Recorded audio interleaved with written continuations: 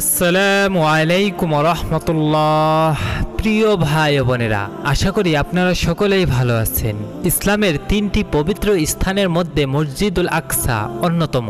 জেরুজালেমে অবস্থিত ঐতিহাসিক এই মসজিদ মুসলমানদের জন্য খুবই গুরুত্বপূর্ণ, কেননা এটি মক্কা ও মদিনার পরেই সবচেয়ে পবিত্রতম স্থান।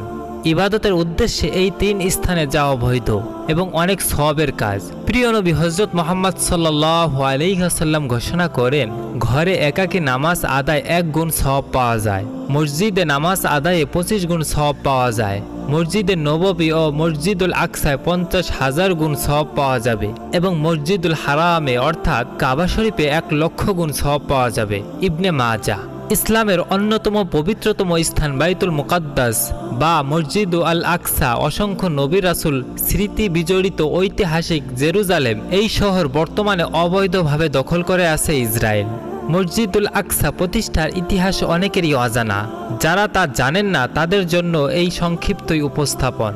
বাইতুল মুকাদ্দাসের প্রতিষ্ঠাতা মুসলিম জাতির পিতা হযরত ইব্রাহিম আলাইহিস সালাম কর্তৃক পবিত্র কাবা ঘর নির্মাণে 40 বছর অতিক্রান্ত হওয়ার পর তার নাতি বনি ইসরায়েলের প্রথম নবী হযরত ইয়াকুব আলাইহিস সালাম ঐতিহাসিক শহর জেরুজালেম মসজিদ আল আকসা নির্মাণ করেন। অতঃপর হযরত সুলাইমান আলাইহিস সালাম জিন জাতির মাধ্যমে এই পবিত্র মসজিদ পুনর্নির্মাণ করেন।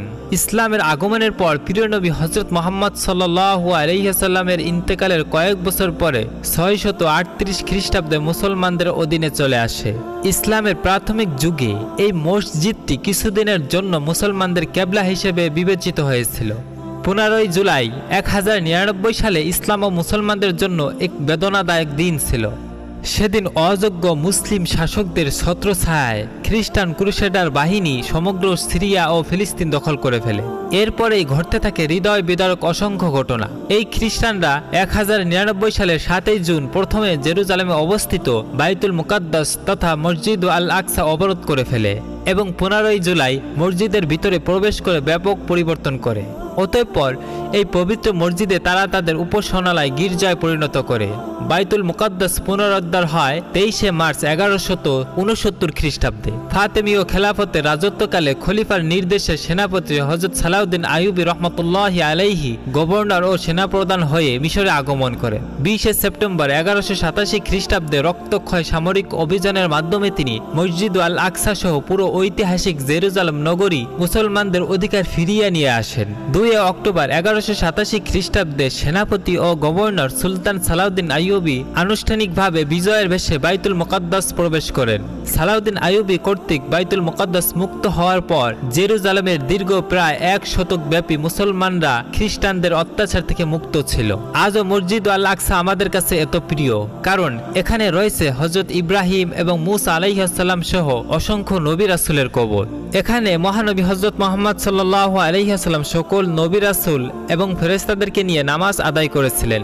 সেই জামাতের ইমাম ছিলেন মহানবী হযরত মুহাম্মদ সাল্লাল্লাহু আলাইহি ওয়াসাল্লাম এবং এই জামাতে মতান্তরে প্রায় 24,000 নবী রাসূলগণ ছিলেন। এখান থেকেই মহানবী হযরত মুহাম্মদ সাল্লাল্লাহু আলাইহি ওয়াসাল্লাম বুরাকে করে আল্লাহ তাআলার সাথে সাক্ষাৎ করার উদ্দেশ্যে যাত্রা করেছিলেন। এর সাথে জড়িত আছে খলিফা হযরত ওমর রাদিয়াল্লাহু তাআলা আনহু-এর বিখ্যাত উটের বিরল ঘটনা। এখানেই জড়িয়ে আছে দা গ্রেট সুলতান আইয়ুবী রহমতুল্লাহি আলাইহির অসংখ্য স্মৃতি। এই মসজিদের পাথরের গায়ে লেখা রয়েছে সূরা ইয়াসিন। সম্পূর্ণ পবিত্র কোরআনের সবচেয়ে মধ্যখানে মহান আল্লাহ তাআলা এই মসজিদকে নিয়ে আলোচনা করেছেন। দীর্ঘকাল ধরেই মুসলমানরা খ্রিস্টানদের সঙ্গে লড়াই করেই এই মসজিদের উন্নয়ন ও রক্ষণাবেক্ষণ করে আছে। অন্যদের মাধ্যমে দখলকৃত যে কোনো মুসলিম ভূখণ্ড উদ্ধার করা সমগ্র মুসলমানদের জন্য অপরিহার্য বিষয়। তবে ইসলামের প্রথম কিবলার দেশ ফিলিস্তিনের বিষয়টি অন্য সবগুলোর চেয়েও ভিন্ন ছিল। প্রিয় ভাই ও বোনেরা, এই ছিল আজকের এই ঘটনাটি কেমন লেগেছে তা কমেন্ট বক্সে কমেন্ট করে জানাবেন। আর এরকম নিত্য নতুন ভিডিও পেতে আমাদের চ্যানেলটি সাবস্ক্রাইব করে আমাদের সাথে থাকুন। ধন্যবাদ সবাইকে।